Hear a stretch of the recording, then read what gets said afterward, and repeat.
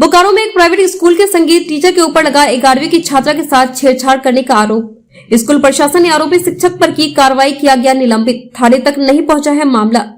बोकारो में गुरु शिष्य के रिश्ते को शर्मसार करते हुए एक प्राइवेट स्कूल के संगीत शिक्षक के ऊपर 11वीं की छात्रा के साथ छेड़खानी का आरोप लगा है। मामला बोकारो के सेक्टर 4 स्थित मिथिला एकेडमी स्कूल के संगीत शिक्षक के ऊपर पीड़ित 11वीं की छात्रा के अभिभावक व अन्य अभिभावकों ने लगाया है। इस संबंध में अभिभावकों ने स्कूल के प्रिंसिपल से मिलकर इसकी शिकायत की है। अभिभावकों ने बताया कि उनके बच्चों के साथ स्कूल के संगीत शिक्षक किसी न किसी बहाने से गलत नियत से छूकर तथा अश्लील हरकत करते, जिस पर बच्ची जब अपने पेरेंट्स को बताया तो उस बच्ची के पेरेंट्स के साथ साथ अन्य अभिभावकों ने स्कूल पहुंचकर हंगामा किया और प्रिंसिपल से मांग की गई कि त्वरित कार्रवाई करते हुए उस आरोपी शिक्षक को निलंबित किया जाए। इस पर प्रिंसिपल और अभिभावकों के बीच वार्ता हुई। इसके बाद अभिभावकों के दबाव में आकर प्रिंसिपल ने आरोपी संगीत शिक्षक को निलंबित कर दिया, जिसके बाद आक्रोशित अभिभावक शांत हुए। लेकिन इस दौरान कई अभिभावकों ने यह आरोप लगाया कि इस शिक्षक के खिलाफ पहले भी शिकायत की गई थी, जिसमें अन्य कई बच्चों के साथ भी इस तरह की हरकत शिक्षक के द्वारा की गई थी।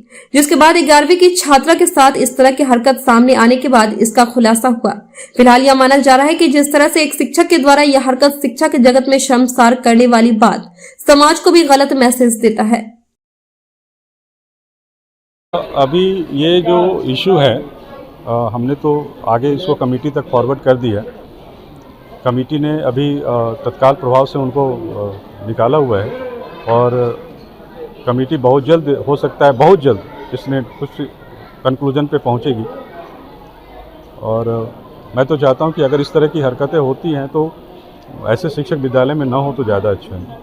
एक ही पेरेंट्स ने, कई पेरेंट्सों ने ये आरोप लगाया है कि एक संगीत टीचर के द्वारा इस तरह की छेड़छाड़ की जाती थी बच्चियों के साथ। तो कितना दुखद है और क्या लगता है कि उस तरह एवज में बच्चियां। दुखद तो है, इस तरह की शिकायतें आती है, बिल्कुल दुखद है।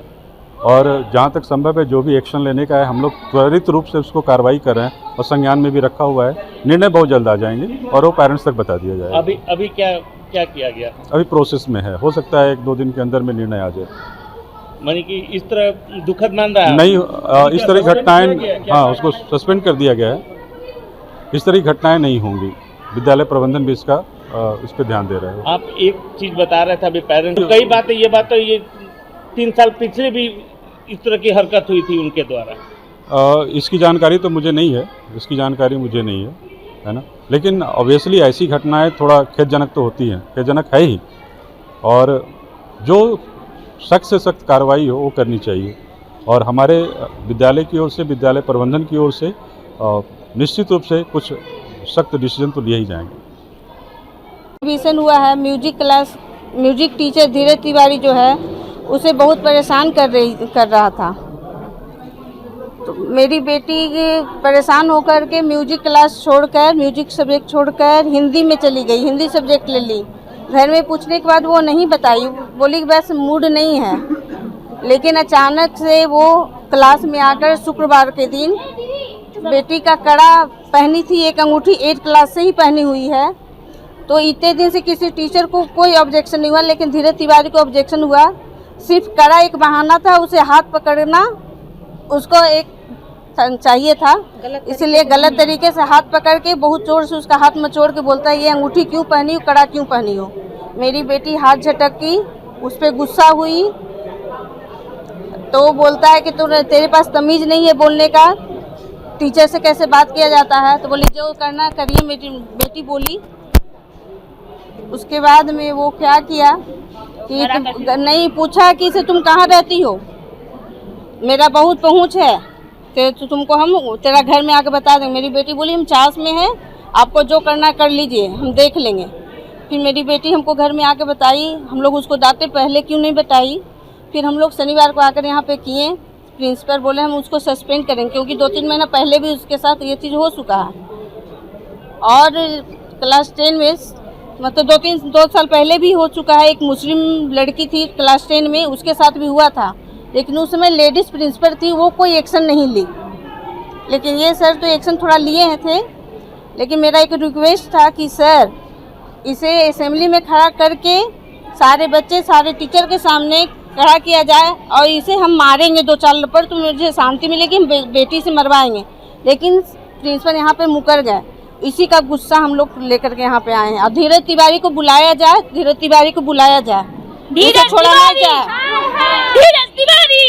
धीरज तिवारी तो अब क्या चाहते हैं? हम यही चाहते हैं कि सारा वो मतलब किसी भी स्कूल में उनको नहीं मिले काम, वो कहीं भी अब पढ़ा नहीं पाए, और इससे वो मतलब और लोगों को भी तो ये मिलेगा, इसीलिए हम लोग आए हैं।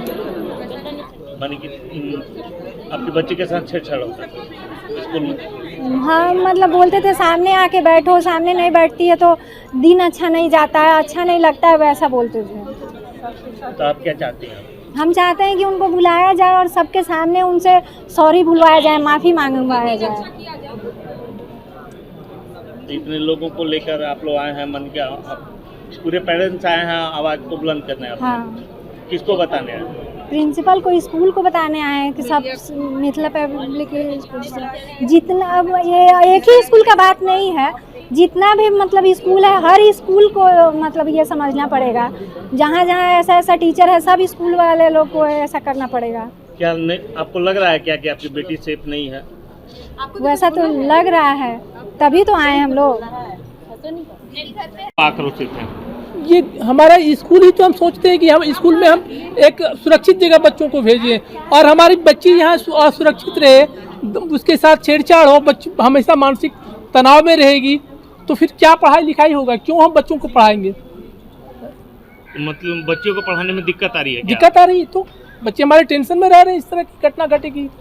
तो अभी आप लोग क्या करने आए हैं यहाँ स्कूल में? उसको हटाओ, डिसमिस करो, उस टीचर को यहाँ रखने की कोई जरूरत नहीं है। टीचर और बच्चों के बीच में एक पेरेंट्स का जो रिलेशन रहता है वो रिलेशन होना चाहिए, ये नहीं कि यहाँ आकर के आप गुंडों का अखाड़ा बना दीजिए, तो फिर क्या जरूरत है?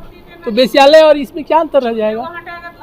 जो टीचर सपोर्ट कर रहे हैं उनके ऊपर भी क्या नाम एक्शन हो? लेना चाहिए, उनको भी हटाना चाहिए। क्या नाम है? दिनेश पांडे।